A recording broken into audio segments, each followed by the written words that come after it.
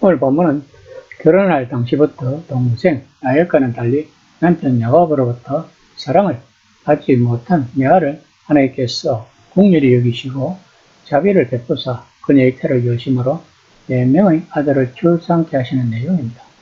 본문은 남편의 사랑을 받지 못하는 레아에게 하나님께서 은혜를 베푸셨음을 의미합니다.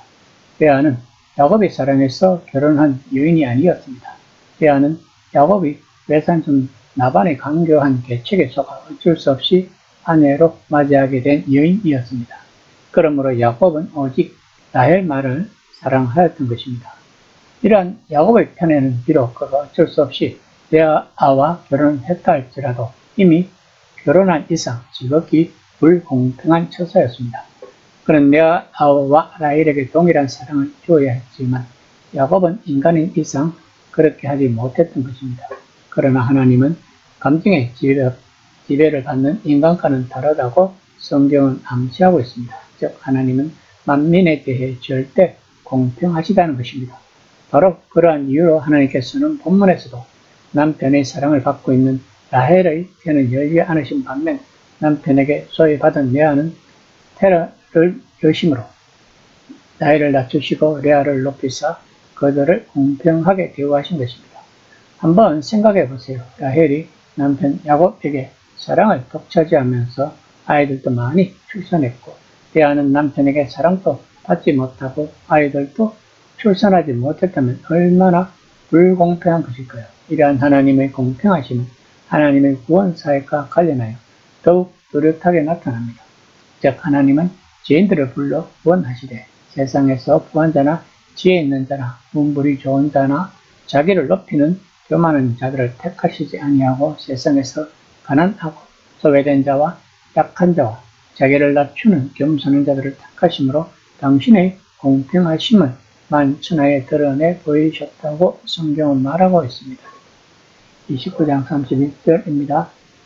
여호와께서 레아가 사랑받지 못함을 보시고 그의 태를 여었으나 라헬은 자녀가 없었더라. 본문에서 레아가 사랑받지 못함을 보시고 해서 사랑받지 못함의 문화인 제노아는 미워하다, 가증히 여기다, 싫어하다라는 뜻을 지니고 있다고 합니다. 즉 레아는 야곱에게 단순히 사랑을 받지 못하는 것이 아니라 보다 적극적으로 레아가 줄곧 미움받는 것이란 의미인 것입니다. 이르듯 레아는 야곱이 원치 않았던 아내요 또 야곱이 장인 라반에게 속아서 결혼한 여자였기 때문에 항시 야곱의 미움을 받고 슬픔과 안타까움을 가슴에 품은 채 결혼 생활을 해야 했다고 본문은 암시하고 있는 것입니다.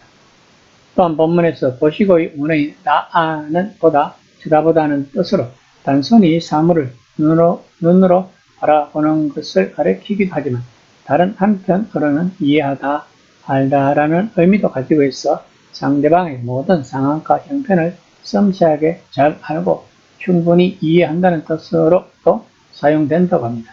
따라서 본질에서 여호와 하나님이 레아를 보셨다는 말은 레아가 야곱으로부터 당하는 갈시와 미움을 보시고 그녀의 어렵고 슬픈 처지를 이해해 주셨다는 의미를 가지고 있는 것입니다.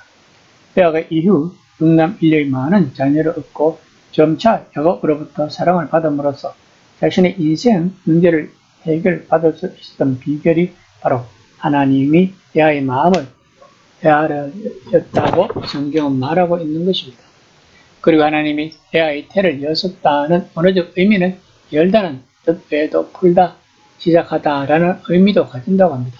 이 단어가 지닌 세 가지 의미에서 우리는 재미있는 영적 진리를 발견할 수 있습니다. 즉 하나님께서 레아의 태를 여시는 순간 레아는 자신이 꼬이고 엉켜있던 인생 문제가 풀렸으며 나아가 이 순간부터 레아는 새로운 인생을 시작하게 되었던 것입니다. 이처럼 하나님이 간섭하여 해결되지 못하는 문제는 없다고 성경은 독자들에게 말하고자 하는 것입니다. 그러므로 문제가 일어나면 인간적인 생각보다는 문제의 근원적인 해결자 되시는 하나님께로 나아가라고 본문은 강조하고 있는 것입니다. 한편 라헬은 자녀가 없었더라의 원어인 아카라는 뿌리가 뽑다, 힘줄을 긋다라는 뜻이 있다고 합니다. 따라서 이 말은 뿌리 뽑힌 나무가 결실을 맺지 못하며 힘줄 끊긴 짐승이 무가치하듯이 라헬이 결혼한 여자로서 아이를 가지지 못하여 동경에 빠지게 되었음을 보여주는 것입니다. 특히 본절은 레아의 태가 열려진 것에 이어 기록됨으로써 라헬의 비참한 처지를 더욱 실감나게 보여주고 있습니다. 32절에서 35절까지는 레아가 내 아들을 출산하는 내용입니다. 첫 아들 루벤의 이름의 뜻은 보라 아들 이로다란 뜻이라고 합니다. 이는 야곱에게 미움받는 자신의 억울함을 돌이켜보사 아들을 얻게 하신 하나님의 크신 은총에 감사하는 레아의 크나큰 기쁨을 담겨있는 이름입니다. 32절에서 레아는 자신의 아들을 얻고 인생의 소망을 가지게 된 이유가 바로 하나님께서 자신의 처지를 살펴주셨기 때문임을 고백합니다. 이처럼 참 신앙에는 모든 일의 배후에 하나님의 은혜가 있음을 발견하고 감사하는 데서부터 시작한다고 성경은 말하고 있습니다. 33절에서 레아가 르우벤을 낳고 이제는 내 남편이 나를 사랑하리로다 라고 생각하였는데 이러한 자신의 생각과는 달리 르우벤을 낳고도 여전히 야곱의 사랑을 얻지 못하고 있다고 성경은 말합니다. 이에 둘째 아들인 시므온의 이름의 뜻이 들으심이란 의미를 가지고 있는 것입니다. 즉 시므온은 곧 레아의 신앙 고백입니다. 쉽게 말하면 레아는 시므온을 잉태하여 출산한 것이 하나님을 향한 자신의 기도 응답으로 이해하고 이를 고백하는 이름을 지었던 것입니다. 34절에서 셋째 아들인 레위는 남편 야곱이 자신과 연합하리로다라는 의미를 가지고 있다고 성경은 말합니다. 이러들 레아는 세 아들을 낳았으니 이후로는 야곱과 뗄래야 뗄 수 없는 밀접한 부부관계를 질서할 수 있을 것이라는 확신에서 아들의 이름을 레위라고 지었던 것입니다. 즉 레아는 지금 이 순간부터 자신의 운명이 바뀜을 감격에 겨워 고백하고 있다고 성경은 말하고 있는 것입니다. 29장 35절입니다. 그가 또 임신하여 아들을 낳고 이르되 내가 이제는 여호와를 찬송하리로다 하고 이로 말미암아 그가 그 이름을 유다라 하였고 그의 출산이 멈췄더라. 야곱으로부터 줄곧 미움을 받던 레아는 야곱을 통해 4명의 아들을 얻게 되자 그 기쁨과 벅찬 감격을 주체할 수 없이 여호와를 찬양하며 아들의 이름을 찬송하리로다 라는 뜻의 유다로 지었습니다.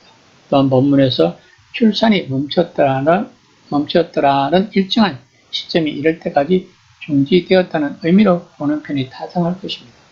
왜냐하면 레아는 4명의 아들을 낳고 시녀 실바가 야곱에게서 2 아들을 낳은 뒤 2남 1년을 더 낳았기 때문입니다. 레아는 4아들을 얻었으나 라헬은 자식이 없었습니다. 이는 본문에서 말한 대로 하나님께서 레아의 태를 여신 반면 라헬의 태는 여시지 않았기 때문이라고 성경은 말하고 있습니다. 이것은 결국 하나님께서 생명의 주가 되신다는 사실을 강조하고 있는 것입니다. 그러므로 하나님께서 우리에게 생명을 주신 목적을 깨달아서 그에 부합하는 삶을 살도록 최선의 노력을 다해야 할 것입니다. 에스겔서 36장 22절입니다. 이스라엘 족속아 내가 이렇게 행하면 너희를 위함이 아니고 너희가 들어간 그 여러 나라에서 더럽힌 나의 거룩한 이름을 위함이라고 말하면서 우리들에게 생명을 주신 목적을 말하고 있습니다. 또한 예수님도 마태복음 5장 16절에서 이같이 너희 빛이 사람 앞에 비치게 하여 그들로 너희 착한 행실을 보고 하늘에 계신 아버지께 영광을 돌리게 하라고 말씀하셨습니다. 이 시간 나는 과연 하나님이 창조하신 목적대로 삶을 살아가고 있는지 한번 생각해 보는 시간이 되었으면 합니다.